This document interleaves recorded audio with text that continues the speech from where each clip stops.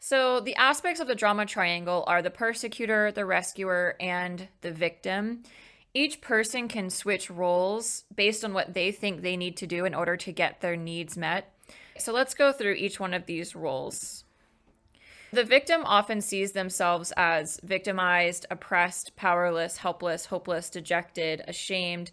They have a poor me syndrome. They can be helpless and needy. They might whine. They might be fretful. They might be downtrodden. They might blame other people. They often feel oppressed, ashamed. They're dependent on others. They're looking for someone to rescue them and will attach themselves to someone who they think can rescue them without actually truly loving or connecting to that person.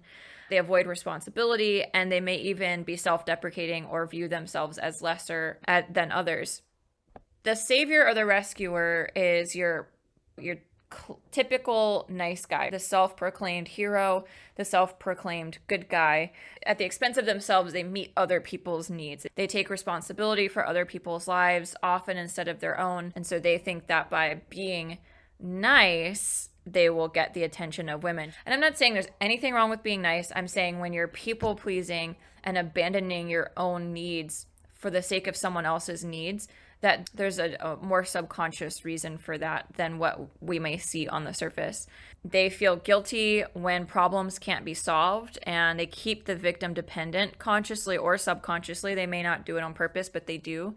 Just by being in the role, it creates the victim, like it puts someone else in the victim role.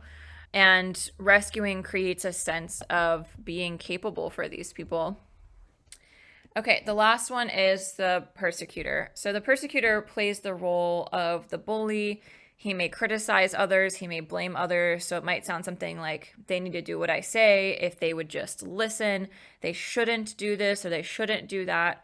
That person will get what's coming to them. That's not right. That person is on their phone on the plane playing cop and thinking that they are the judge, jury, and executioner of other people's lives. They may lash out. They may think that situations are other people's faults and not their own. They may be very rigid in their thinking. They may be bossy. They may adopt a me first attitude. It's important for them to be right.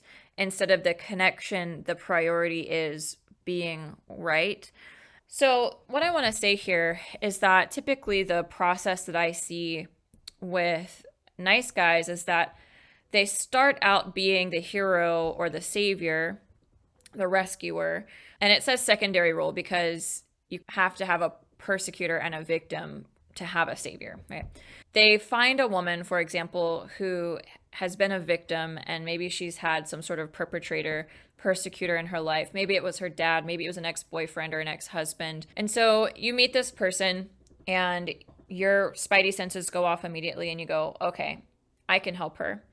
I've got the money, I've got the stability, whatever it is that she doesn't have. You're like, man, if she just had those things, she would be great and we could be great together. And I'll be the greatest guy in her eyes and we'll run off into the sunset. She'll be happy, healthy, and healed.